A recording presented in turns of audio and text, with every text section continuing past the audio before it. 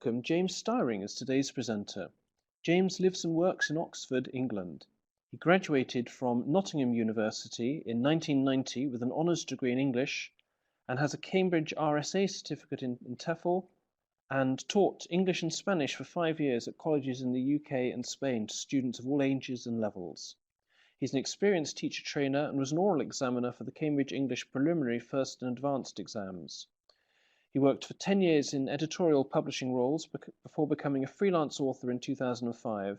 He's written more than 50 English language teaching titles, including secondary school books and materials for exams, but when he isn't writing, he still teaches part-time at a language school in Oxford.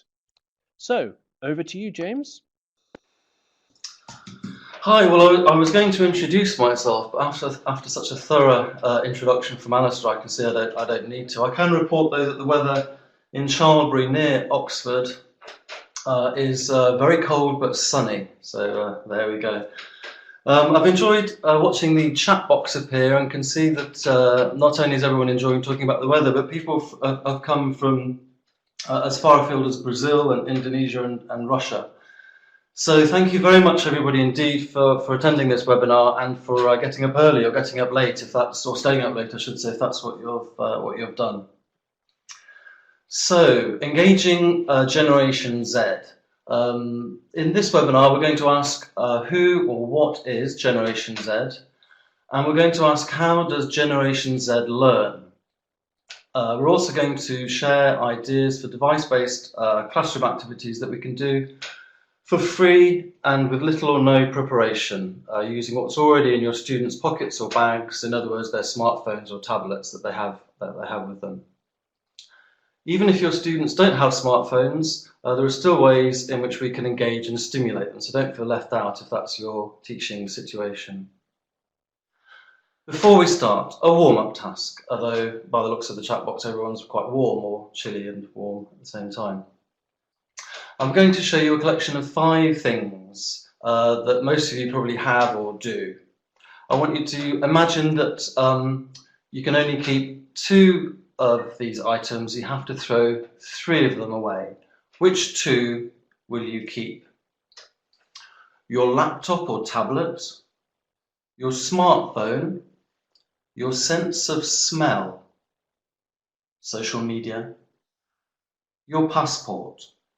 So that's keep 2 items, throw 3 things away. Which 2 will you keep? It's a difficult question. I'll give you a moment to think about that.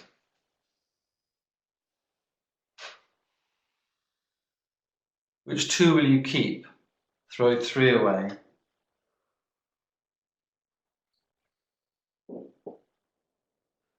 Gosh, the comments are coming through so thick and fast I can hardly read.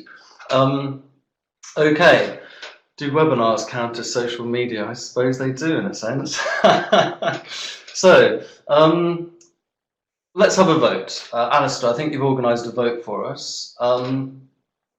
If you would get rid of your sense of smell, please vote now. This is just a yes or no. If you would get rid of your sense of smell, please vote yes now. And let's see how this poll works out. Vote yes if you would give up your sense of smell.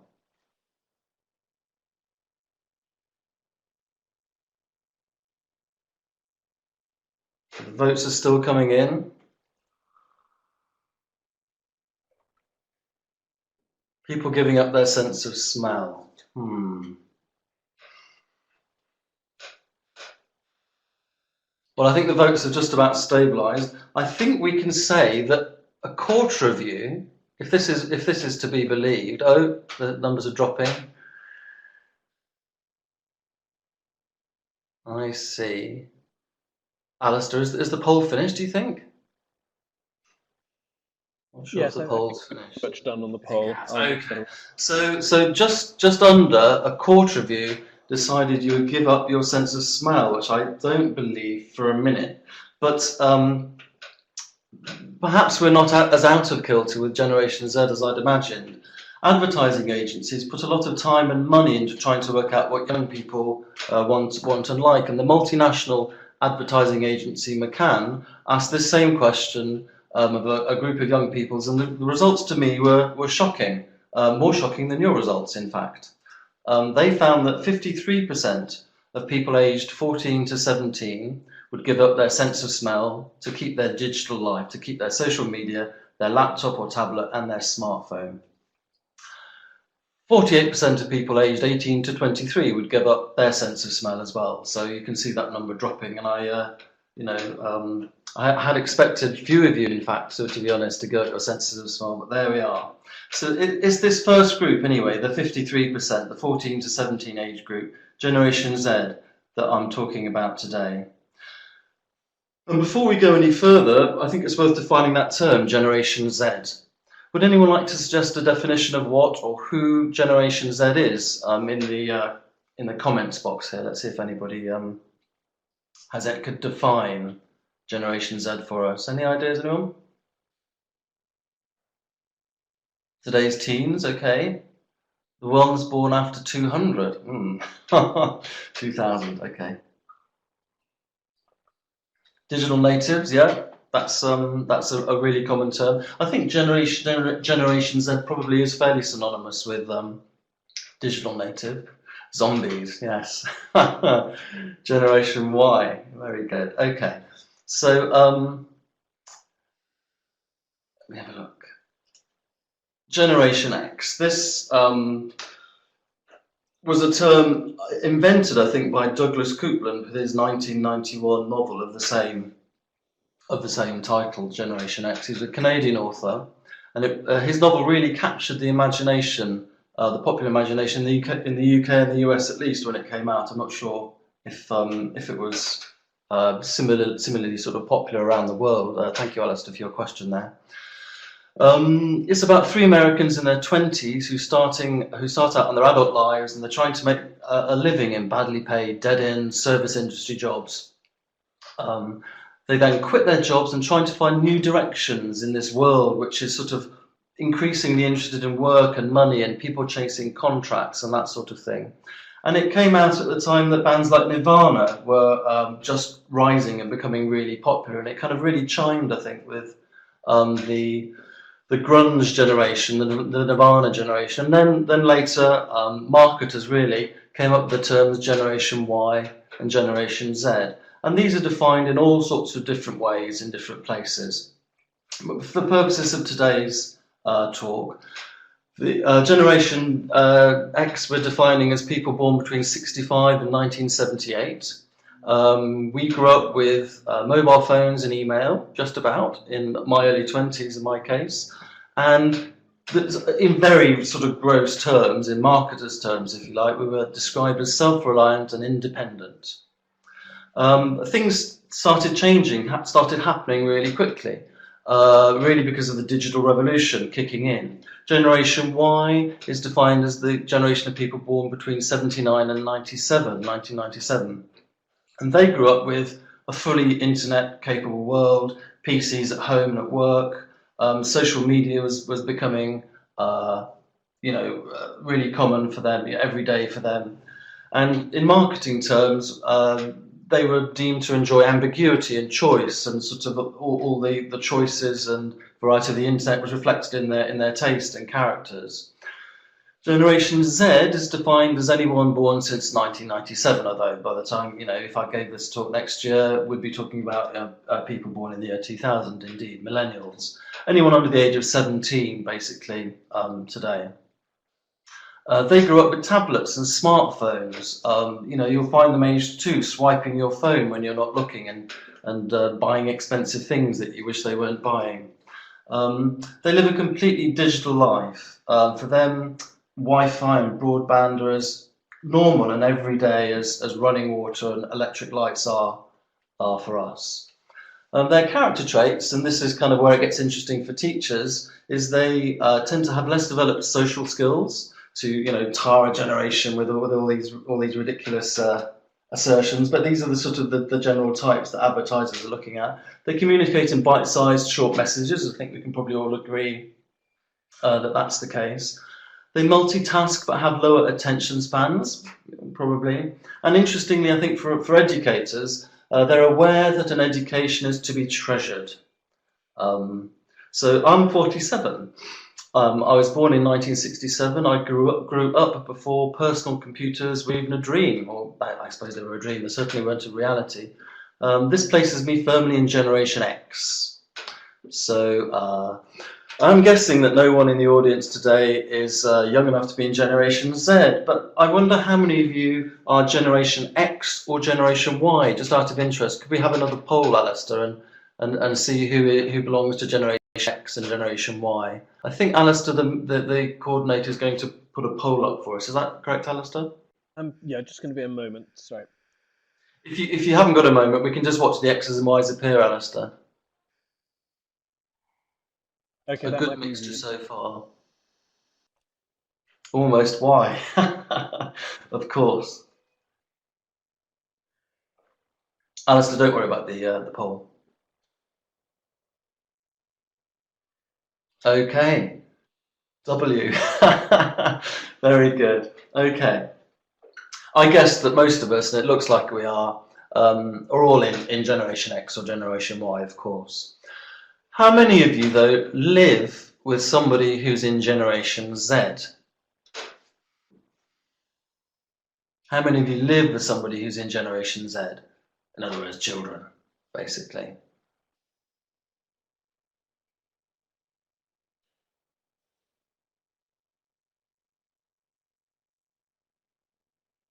The results are coming in. It's about 50-50 so far. Slightly more than half of us, I think, live with someone in Generation Z. So this is this target audience, the people who we're teaching. A lot of us live with and have direct experience of this generation, and it's the tactics that we use to engage us, to make it lessons exciting for us, are very different, as we know, from the kinds of things that engage and excite Generation Z. Some of us who have children, and everyone who's teaching teenagers in the classroom. And it's because of these traits, in other words, because Generation likes communicating in bite-sized short messages and multitasking, but with lower attention spans, we need to think about how this affects how we teach Generation Z. And one way of doing this, at least, is to inject variety and pace into our lessons. There's the next slide. So there are lots of ways in which we can do this, and I'm sure a lot of us are doing it already. We can do things like we can set mini objectives in the classes. We can, for example, try timed exercises and quizzes. I do that quite a lot, and it's very motivating. And I'll be talking a little bit more about that later. We can vary interaction patterns and pairings.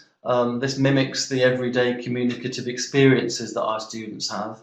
Remember that they can flip between Instagram and Twitter and Flickr and Tumblr within seconds and without apparently missing anything. It's quite extraordinary what people what people don't miss. I certainly couldn't do it. So mimicking these patterns in class can stop itchy feet and dispel boredom with doing things slowly. Including opportunities for student reflection is really useful. Providing extra work with finishers, providing extra work for fast finishers. This is easier said than done, of course, you know, with all the lessons that you have to plan, but we can look at instant ways of doing this a little bit later in the webinar. Step away from the course book regularly. Again, we'll be looking at this a bit later, and this reflects the habit and need that Generation Z has of flitting between sources in their lives. Personalizing and localizing where possible, and again, this reflects the sort of personalized nature of the social media experience that our Generation Z students are used to, and of course using the internet and digital resources, and this is perhaps the thing that I'll be talking about the most. Some of these things can be difficult to do if you're following a course book. These things can be difficult to do if you have lots of classes to prepare and you don't have time to develop fast finisher activities for every lesson, for example. These things can be difficult to do if you don't have access to the internet at school and so on. But you can always try some of these things some of the time. And one thing I always do when I'm preparing my classes and knowing what I do about my students, Generation Z, how they live and learn is I always set myself a little challenge with every class I prepare. I plan the lesson, I think about what materials I'm going to use in the lesson, and then I like to look at the plan and I challenge myself to find at least one way in which I can use digital technology with my students in the classroom. And I don't mean something that involves class sets of iPads or anything complicated like that. As we all know, it's notoriously difficult to get schools to sign up to digital platforms. Even getting head teachers or school governors to agree to the most basic digital equipment for classroom use can be really difficult. No, all I mean is that why not use in lessons the technology that your students use all the time and they almost certainly have in their pocket or in their rucksack during the class. Have students take out their tablets or smartphones or even their regular mobile phones, in other words, not internet-enabled phones, and use them as a natural part of the lesson. And the reason for doing this, by the way, isn't some sort of gimmick. It's not a reaction. It's not sort of for the sake of it. It's a reaction to who we're teaching these days. Research indicates that members of Generation Z are constantly reaching for their devices.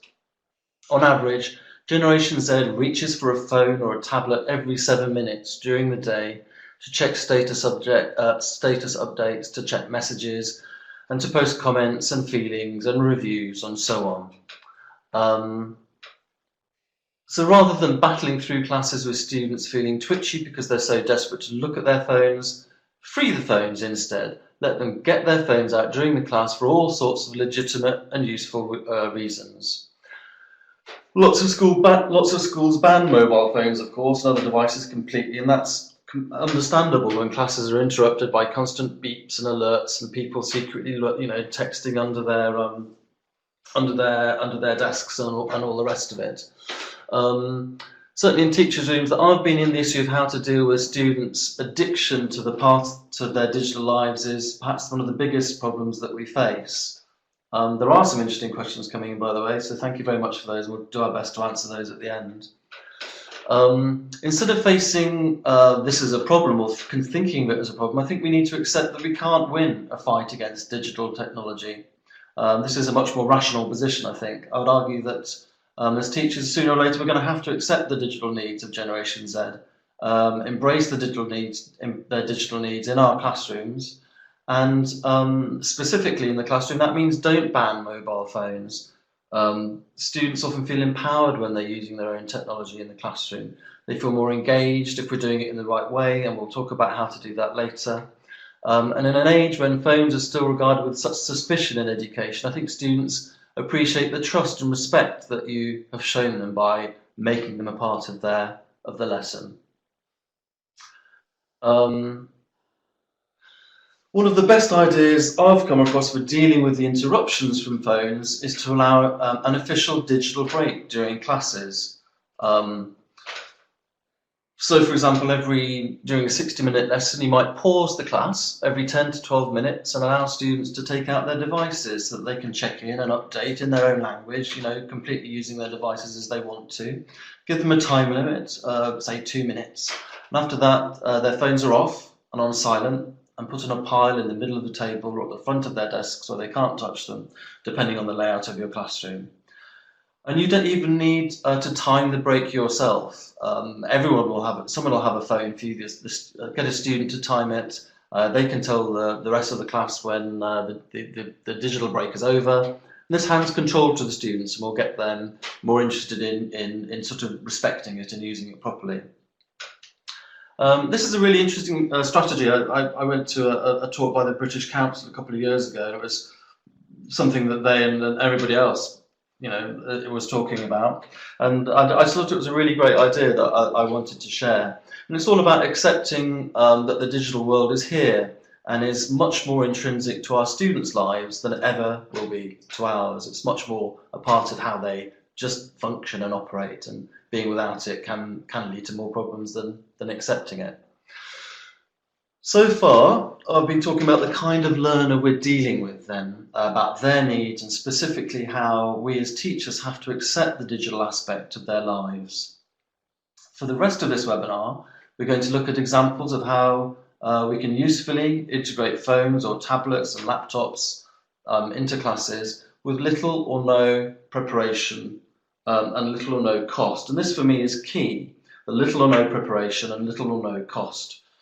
Because as we all know, there are thousands of brilliant and not very brilliant apps and programs out there that learners can use on their own or for self-study and for classroom use as well. And for teachers, it can be overwhelming when you're faced with so many choices. You just don't know what to choose, don't know where to look, and it's very easy to give up. And if you did buy everything, then all of the things that are available, it would be terribly expensive. So the point of my talk today is to say, look, don't worry about that. You don't need all that at all. With a little imagination, very little preparation, and no money on anyone's part, assuming your students have these devices, there's all sorts of things that you can do. So some of the activities that I'm going to share with you relate to 3 or 4 of the ideas that we talked about earlier, about injecting variety and pace into lessons. So a lot of them will be about varying the interaction patterns and pairings, stepping away from the coursebook, of course, personalising and localising, and using the internet and digital resources. So a lot of the ideas that we mentioned earlier for injecting variety and pace are answered by some of the smart device ideas that I'll be sharing with you. It doesn't mean buying iPads or anything else. We just need to make use of what our students already have. So,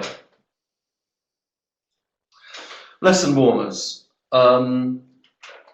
A lot of the ideas, by the way, that I'm going to share are very obvious. Some are much less obvious. It's difficult to know in a webinar like this what experience people have. Some people have loads of experience of using phones in classrooms. Many will have no experience at all. So starting right at the beginning of your lesson with warmer activities at the start of the class, there are lots of ways you can use phones as lesson warmers. And I do this a lot with classes, partly because it requires no preparation, and it just sort of gets people talking and getting people moving around and asking questions instantly. Ask students to take out their phones, adapt this for your own circumstances, but this is what I've done a lot of. Find someone who has the same number of apps as you, or has 6 apps the same as you on their home screen, or so find someone who has the same web browser as you. It won't take very long, but perhaps depending on people's circumstances, people have got lots of tablets. There might be some quite interesting discussion. Find somebody who has 5 friends or 5 contacts the same as you. Maybe on Facebook or WhatsApp or the programs that your students are using. And clearly, if this is going to be embarrassing because people haven't got many friends or whatever, adapt it for your own classroom needs. Find someone who has 5 games the same as you, has a photo of the same place as you, and so on and so forth. You can adapt this for smartphones. You can do this for regular phones as well. Basically, you just pick up your phone or your student's phone or your student's tablet and look at it and think about it and just ask yourself what questions you could ask, what questions your students could ask. What if they find it personal and don't want to share? Of course, find other things that they can talk about. We'll be talking about different ways of finding photos in a completely sort of non-competitive way later. So there are all sorts of ways that don't necessarily mean people sharing things that they're not comfortable with. And if none of these things work for you, don't worry, there'll be other things later on in the webinar that hopefully will work for you. Avoiding embarrassment or conflict or unwelcome competitiveness is really important. I take it as a given that any teacher would be looking out for that sort of thing. But the idea that the phone is important to your students and being able to take it out and look and ask in English and share is fun, and in many cases might replicate real-world tasks that makes it all the more interesting. And that sort of thing can take 5 minutes or less, or more if you wanted to, at the beginning of a class. Okay, so a slight sort of development of this, just to give you an example of something that I've done with a class. I've asked students to tell each other what their avatar for Facebook or WhatsApp or Twitter or whatever that they use, what does it look like? Describe it to a partner. Is it a photo, a picture, or a cartoon? Why did you choose it? Do you have more than one avatar across the different platforms that you're using? If you don't have an avatar, maybe you use the default site image. Explain why. This can be done as a warmer. You might be doing this after you've done descriptions of people or animals, as somebody's just commented. There could be all sorts of moments when having students take out their phones, describe things to somebody would be useful as part of your lesson. Then get them to show each other their smartphones, the avatar. Did the person describe it accurately? And it's kind of like an information gap thing. You get this picture in your head of this big hairy gorilla, and it turns out it's this quite nicely coiffed monkey or whatever. That can be quite a lot of fun and can take 5 or 10 minutes depending on the level of your class, and it can be a nice warmer that really brings their smartphones alive in the classroom in a useful way. And even if they don't have their smartphones with them or don't have smartphones at all, perhaps they have access to computers at home or in a library or in a public place, and they can still do this activity and talk about an avatar that they've got wherever it is. And I have found that students enjoy this because it's interesting to find out what other people's avatars are like and why they chose them. It's personalising in English their own lives. It's reflective. Why did you choose it? It's quite a thoughtful question to be asking each other, and it's not from a book. What could be better? So if you step back and think for a moment, it's easy to imagine dozens of ways in which your classes can be transformed by having students use their phones in fun ways that lead to better learning outcomes. And I'm actually surprised how few teacher colleagues actually do really obvious things, or things that to me at least seem fairly obvious, using the basic functionality of any phone, whether it's a smartphone or an old style phone. There's some very basic things you can do.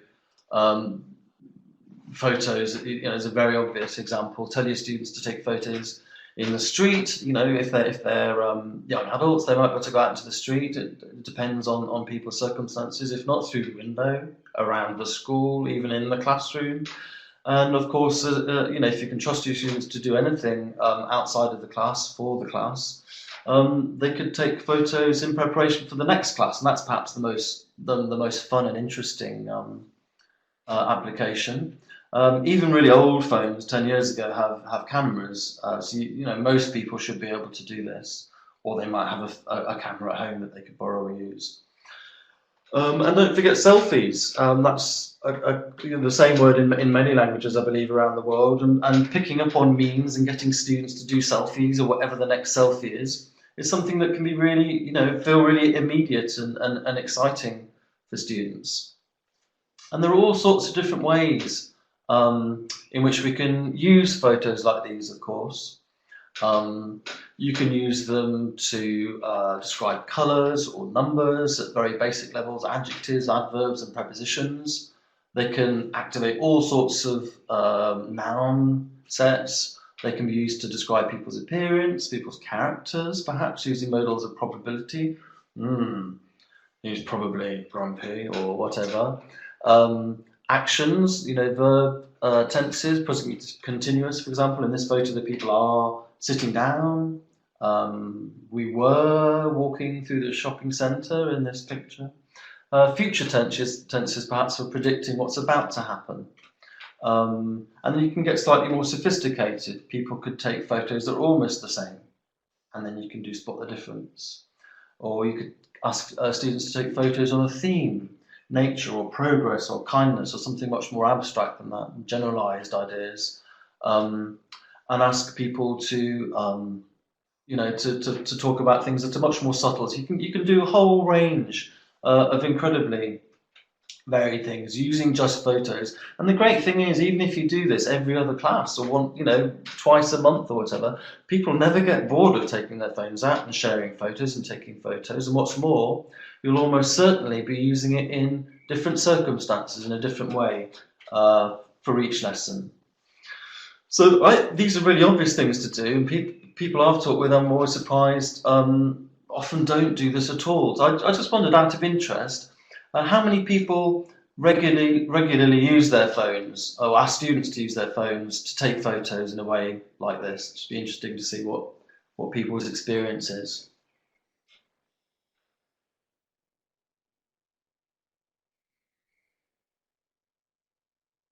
Wow. Okay, that's very interesting for me. I expected many more people to say yes, so I'm hoping that therefore the talk's useful and interesting for you. It's a very easy thing to do. I mean, I think perhaps the biggest problem that people have, the final results, by the way, are looking at 85% no, 15% yes. It's to me surprising how often that these opportunities are there, and that there's so much you can do with this sort of thing, and that the teachers often don't. And so perhaps that should be, to those of you that were in the 85% that don't, that should be your challenge perhaps over the next month.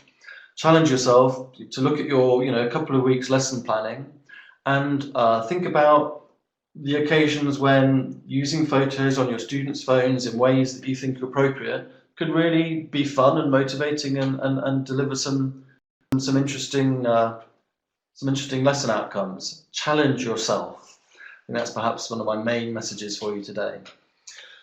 And looking at their phones, so you've done lots of photos perhaps. Well, what about making an audio recording and having students guess who's talking, or where they are, or why they're talking?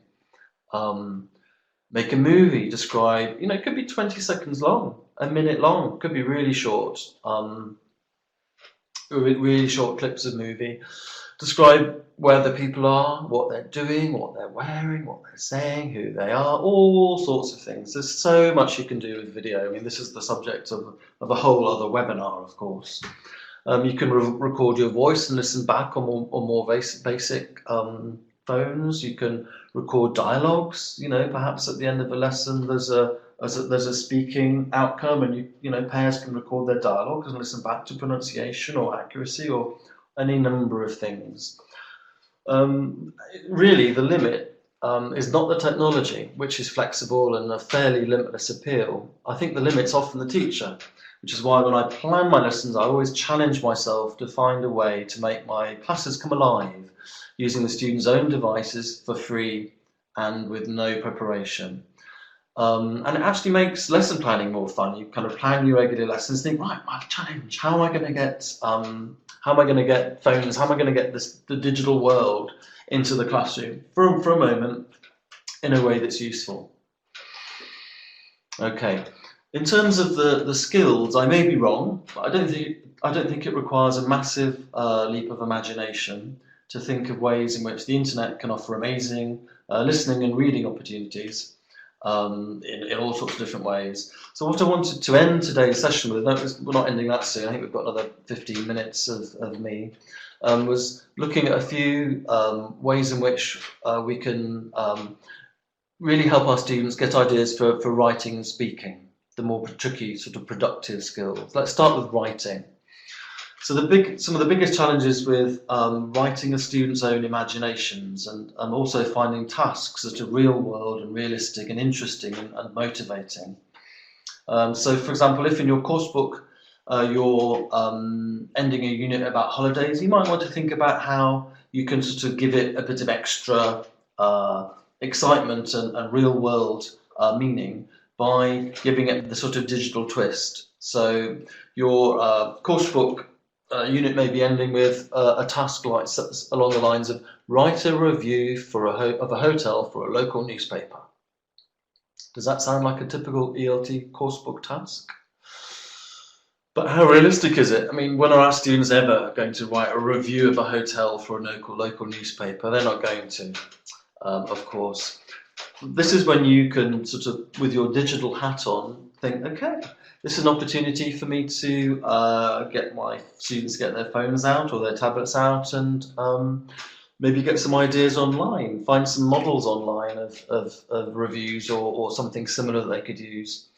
If you're going to go away for a weekend yourselves with your partners or whatever, for say a weekend in Paris or Montevideo or Bali or wherever it is that's near you, that's appealing, and you need to find a hotel, what do you do? Where do people look? TripAdvisor, yeah. Any other ideas?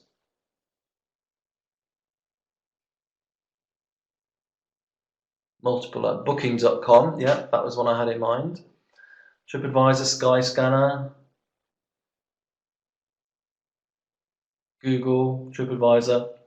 Basically, you either go to a special site or you Google it and you probably come up with a special site like TripAdvisor or Booking.com or LastMinute.com is really popular in the UK. You go onto a comparison website and read some reviews, laterooms.com or whatever.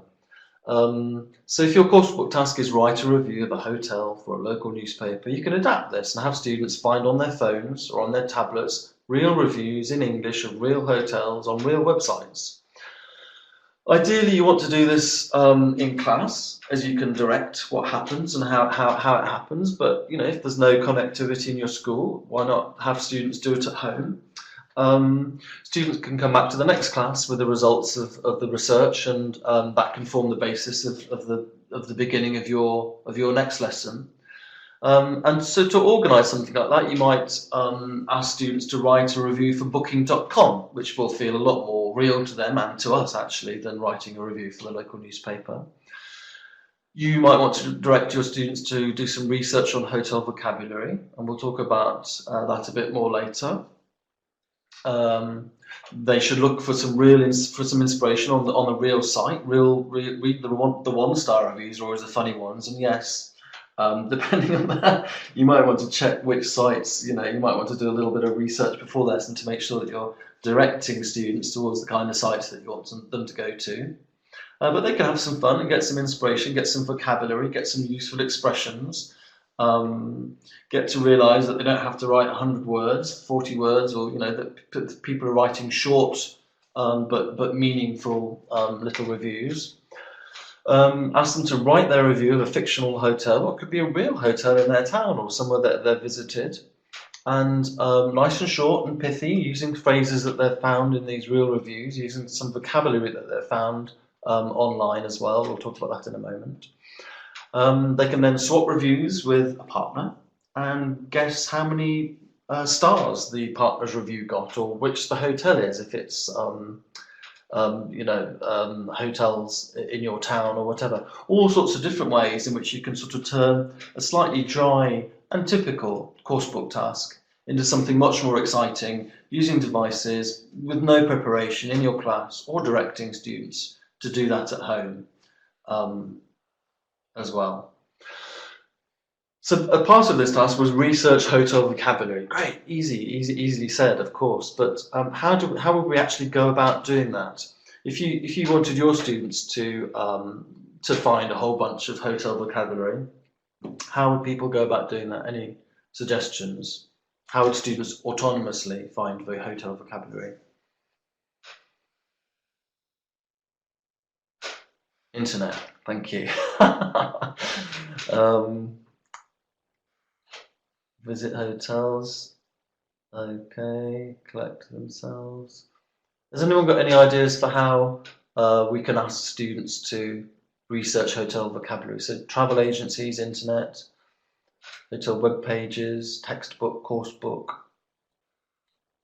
hotel vocab in Google. I've not tried that. That might work. Yeah, there probably are some good lists of hotel vocabulary if you just Google it. Okay, thank you everybody.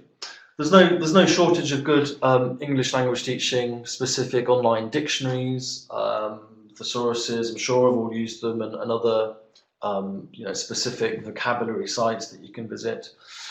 I suspect most of you haven't tried using a site called English Vocabulary Profile, and I wanted to spend a few minutes giving you a brief idea of why I think it's really worthwhile looking at as a teacher. Where are we? Here we are. English Vocabulary Profile. Again, this could be the subject of a whole massive talk. It's an incredibly rich resource. I found it really valuable, both as you know, planning lessons as a teacher. Students have found it really useful in the class, and I must admit I use it all the time for the books that I'm writing as well. It's a brilliant resource. Students and teachers can subscribe to the English Vocabulary Profile. It's free. It works on laptops and tablets. And I was going to say it doesn't work on phones, but I tried it this afternoon and it does. You just need really good eyes. So 47-year-old eyes like mine aren't really good enough, but it works on phones as well. On one level, and the screen you're looking at there, it looks very much like an enhanced English language teaching dictionary. It has dictionary definitions, example sentences. You can listen to the pronunciation of words and phrases in English and British English and American English. The English Vocabulary Profile also shows word families, which I think is really useful. So I did a little search earlier on hotel and vocabulary, and I came across the word, that wasn't the word I was hoping for, never mind, it's my fault. Okay, I've done the wrong one. I came across the word, never mind, reserve and reservation, and it came up with a whole load more words than that in the word family. In the word family thing. What else did it come up with? I can't think off the top of my head. There's a whole load of other words that it came up with that were quite interesting, I thought. If you wanted to do if you were directing your students to do use the English Vocabulary Profile to find words connected with hotels, you might ask them. I don't know if you can see that. I hope you can. On the left-hand side, you can see where it says Advanced Search. Well, just above there, I've chosen the level, which is B1 only for the particular class I was teaching, into an intermediate class. I've chosen, and I hope you can see that, where it says parts of speech, I've chosen nouns as a category, and I've chosen the topic travel, and it's come up with 78 words exist apparently in English at B1 level, nouns relating to travel, and it gives you a whole list of really sort of a really filtered and focused list of really useful vocabulary that students might want to use at that level. Because we were talking about hotels, you might also want to do the same search using homes and buildings, and you get a very similar list, but it's not the same, but a very similar list.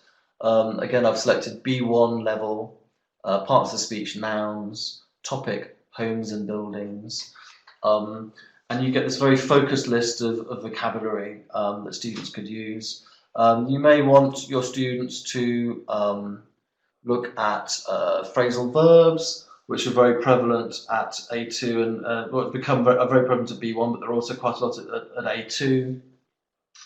For travel, you can search on all sorts of grammar areas and parts of speech, and one, just to give you an example of the ways in which you can search. Even I can't read that. I think it's grammar. You can search for adjectives, adverbs. Oh, what does that say?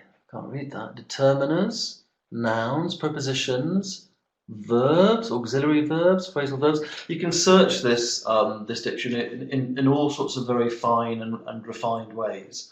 And I really sort of commend it to you and suggest that you all go and sign up for it and start playing with it and experimenting with it and working out how it can help you with the language, with the classes that you're preparing, and also how it can help your students. You know, you might have done a lesson on adjective suffixes, able. So you can use English Vocabulary Profile to look for all the able suffixes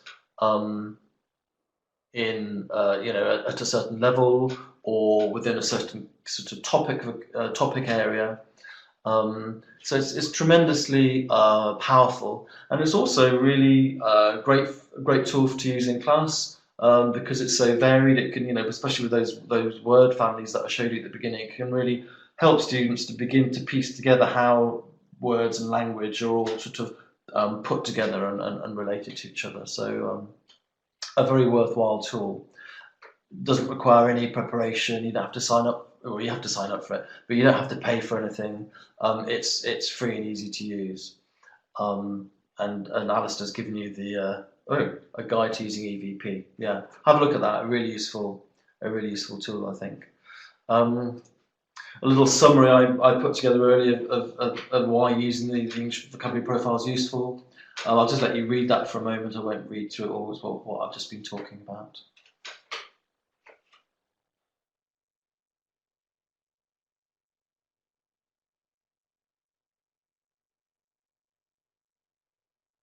Okay, check out the English vocabulary profile. So, a common problem for students faced with writing or speaking tasks isn't just the language, though. It's often a lack of imagination, as we have mentioned. They say a picture speaks 1,000 words, and certainly as a teacher, I've always found images to be particularly generative. There's often a problem in searching for images, both as a teacher preparing classes, and if you're asking students to search for images themselves. How do people, if you're looking for images for a class, are there any particular sites that people use that they found useful to find pictures?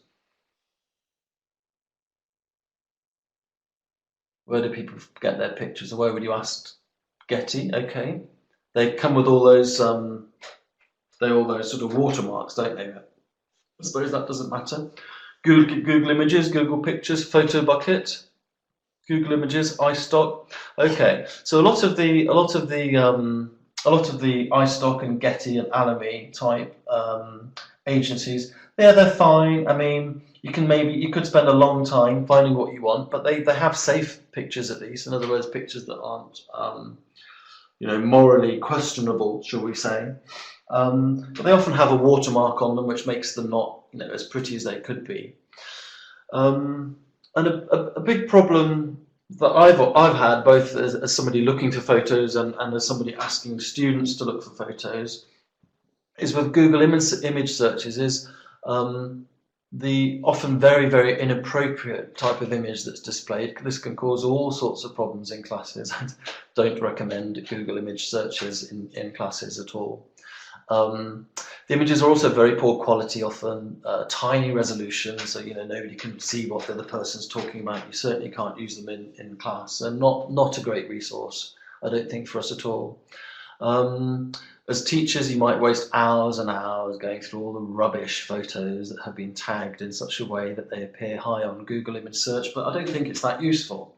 But I'm going to recommend to you a site that I think is really useful for finding images, both for preparing your classes and for your students.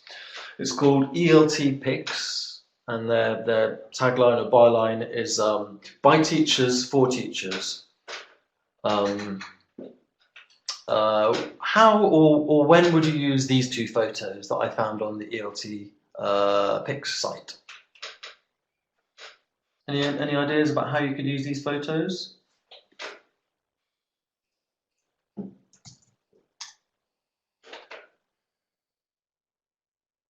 City versus country. Okay, fine. Oh, right. To prepare for exams. Well, that's exactly why I came across them. I was preparing a first certificate class and I wanted to do some speaking part 2 long-term practice, and you could spend ages and ages on some of the official sites, on sites like Google Images. But if you go to eltpix.com and specifically to their Flickr site, you can find all sorts of images paired and in sets that are really fantastic. And here are some examples of some of the sets that you can find on ELTPix.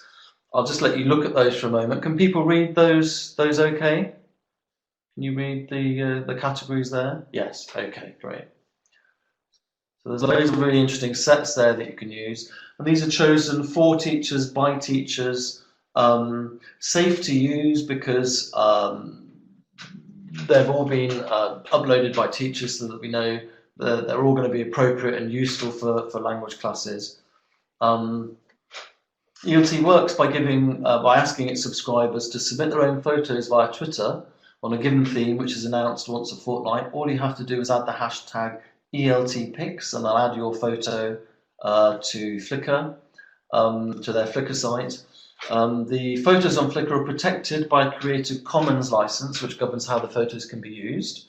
You can read about all about how it works at eltpics.com. There are 25,000 photos on there, so really fantastic research, which is filtered, and all of those photos are really useful for teachers.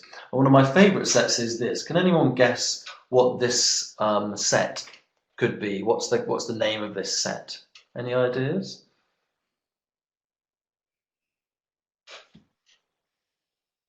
The picture that we're looking at the moment. Differences, holiday, entertainment. Kira, if that's how your photos are, find the difference, spot the difference, exactly. I think one of the, particularly with high level classes, one of the most fun and interesting instant photo lessons. You don't have to prepare this, you don't have to, all you have to do is you use these pictures in your classes for instant fun with Spot the Difference. So another fantastic resource of really just a well curated photos. I read something on ELT Jam recently, another website I thoroughly recommend that you log on to, all about using Siri in the classroom. And again, it sounds slightly crazy, but it's really easy to do. This is Siri on my phone. I'm just going to ask it to do something. I hope you can hear this. Send an email to Alistair. You'll need to unlock your iPhone first. Sorry, folks. I need to unlock my iPhone. Email Alistair. You'll need to unlock your iPhone first. Sorry, I just did that. To whom shall I send it? Alistair Horn. What's the subject of the email? My webinar. What would you like your email to say? Alistair, I'm really sorry I keep avoiding your calls. I know I've got this webinar to give and I promise I'm going to call you back really soon, etc. You can have Here's all... your email message to Alistair Horn. Okay, fine. Okay, I won't send this email. No, thank you. You can have all sorts of fun with Siri. You can have conversations with it like that. You can use it for dictation.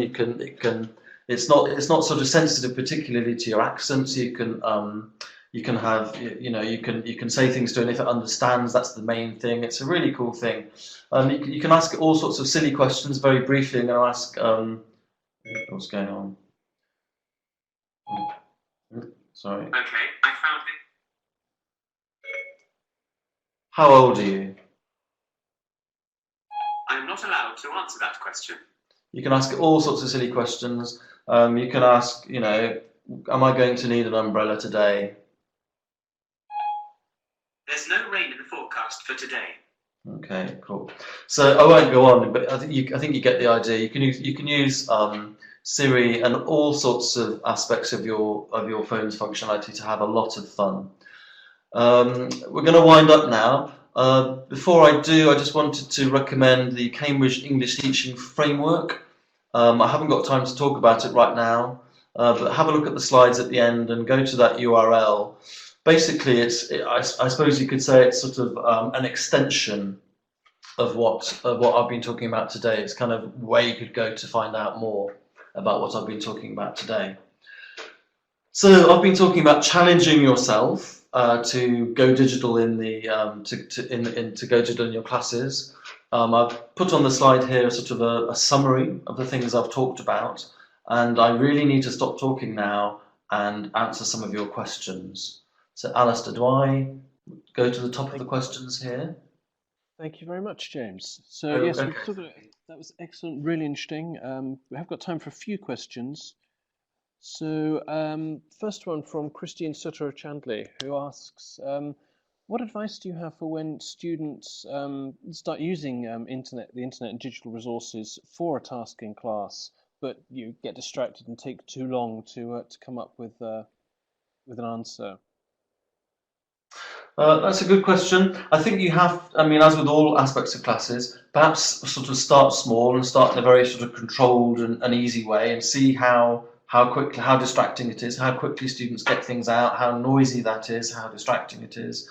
The classes I'm teaching at the moment are young adults, and they're all incredibly well behaved, and they all have, connectivity and all the rest of it, and that's fine. But I can imagine in schools that's more difficult. I think just start small, start with something really simple, really controlled, and then if that works well and as students get used to it, you can build it up into something much more, something bigger, something more ambitious. Okay, thanks. I had a question from Harun Beg, who liked the warmers you suggested, but wondered if you'd got any ideas for sort of scaled down versions that would work for a shorter lesson time. I think, I found those warmers. You wouldn't do all of those, by the way. Obviously, you'd only do one of them. Those, if you want to, you can be in and out with those warmers in 3 or 4 minutes. If it's something as basic as finding somebody who's got the same browser as you, there aren't that many browsers, I don't suppose, for phones. My phone is an Apple, and it's got Safari on it. I don't know if you can get other browsers for that phone. Android phones have, I don't know, help me out someone, what do Android phones have? But I think there's probably a limit to the number of browsers you have. So just look at what your students have, and think of questions that they can ask each other that are quite controlled, quite limited. That there isn't a world out there of answers, but just a few answers, and that can be a good start. Okay, thanks. Question now from Sylvianti Penga, who says, some of my students use the internet just for games. How can I make them sort of interested in learning without just getting distracted by those games? That's a good question. One game that I've been keeping an eye on is Minecraft, which has a I don't know, a different sort of form. There's basically an educational Minecraft, and it might be that you could do some research into Minecraft for learning English. Basically, there's a world out there, a Minecraft world, in which things are labelled in English, and you can go around meeting other people who are learning English. It's just incredible. So maybe do that. I guess you have to pay for Minecraft though, so that's maybe steering away from my free and easy idea. I don't know if that answers your question. Possibly it does. Any other questions, Alistair? Yes, so I think there's one from Yannis Santos who said about just students not concentrating in class where they focus on the phone apps. I think you've dealt with that already by talking about you having your timeouts for using their phones, or for getting them to do specific things in class. I think probably we've dealt with that one. Interesting one from Jim Shield. Oh, sorry. Yeah, no, I hope so. I think so. Yeah. Interesting from Jim Shields, who says, do smartphones help our students to think? That's a really good question. I suppose you could say the same of anything. That's a very good question. Not necessarily, but I think that you can use them in your class in a way that encourages, or not forces them, but certainly encourages them to think.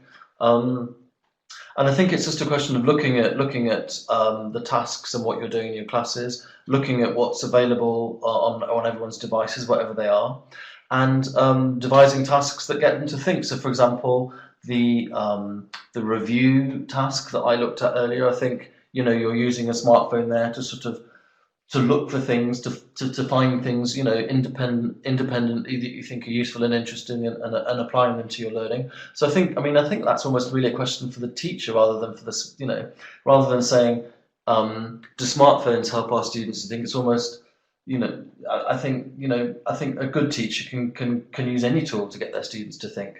Is my point, I suppose. Brilliant, thank you very much. I think that's a very good point to end on, that a good student can use anything to get their students to think and to learn. So I'm afraid that's all we've got time for in today's session. So thank you very much, everyone, for attending, and thank you particularly, James, for coming up with so many really interesting ideas. James, thank you for all the comments and questions, everyone, as well. Great. I should have mentioned that James is a co-author of Prepare, which is a 7-level course for schools. And we're just going to share a link. You can find out more about Prepare in the chat. I should also tell you about forthcoming webinars.